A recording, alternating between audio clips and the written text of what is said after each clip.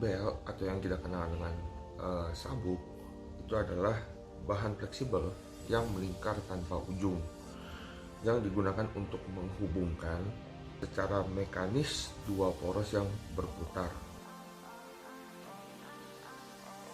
Sabuk digunakan sebagai sumber penggerak, kemudian juga penyalur daya yang efisien, atau untuk memantau pergerakan relatif. Kelebihan dari belt adalah yang pertama harganya murah, yang kedua tidak berisik, dan yang ketiga perawatannya yang mudah. Namun kekurangan yang ada pada belt adalah cepat aus, yang kedua mudah slip, yang ketiga efisiensinya rendah, dan yang keempat kapasitas daya yang kecil. Sabuk datar atau pellet belt merupakan salah satu jenis sabuk yang dirancang untuk transmisi daya tuas ringan dengan pengangkutan kinerja tinggi. Manfaat tambahan dari sabuk datar termasuk penghemat energi, masa pakai sabuk, dan katrol yang panjang, waktu henti yang lebih sedikit dan produktivitas yang lebih tinggi, dan generasi kebisingan yang rendah, dan operasi sabuk halus.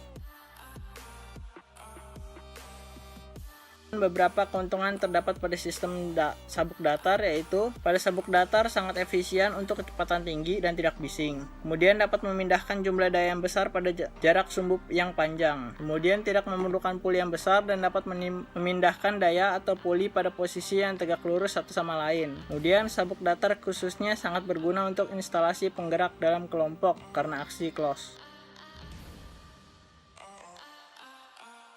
Kelemahan dari sabuk datar adalah ketergantungannya pada ketegangan sabuk untuk menghasilkan cengkeraman gesekan di atas katrol. Ketegangan sabuk tinggi diperlukan untuk mentransmisikan daya yang seringkali mempersingkat masa pakai bantalan. Kerugian lain adalah kegagalan mereka untuk melacak dengan benar karena mereka cenderung naik ke sisi yang lebih tinggi dari katrol.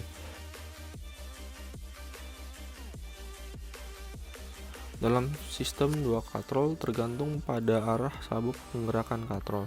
Penggerak sabuk dibagi menjadi dua jenis, yaitu ada open belt drive dan cross belt drive.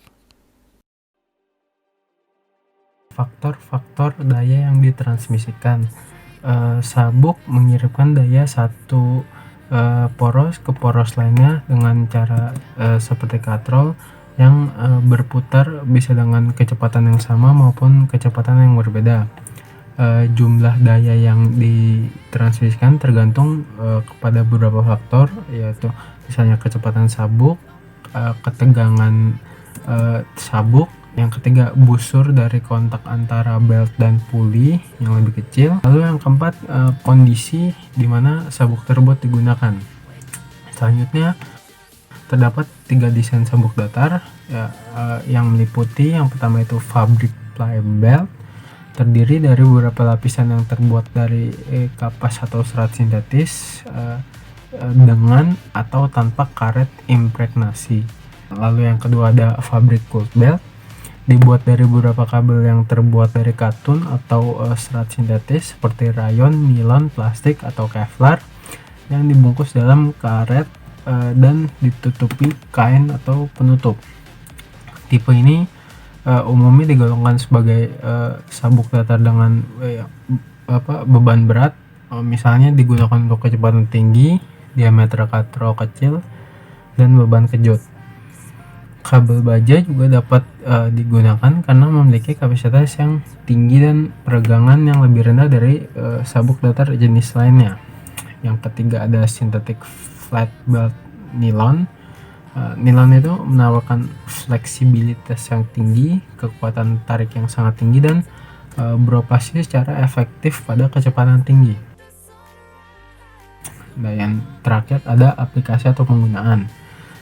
Sabuk datar itu digunakan dalam berbagai bentuk transmisi daya. Beberapa sabuk datar juga terdapat semacam sensor pelacak yang digunakan untuk melihat apabila terjadinya slip atau tergelincir di antara puli atau katrol dengan sabuk datarnya tersebut.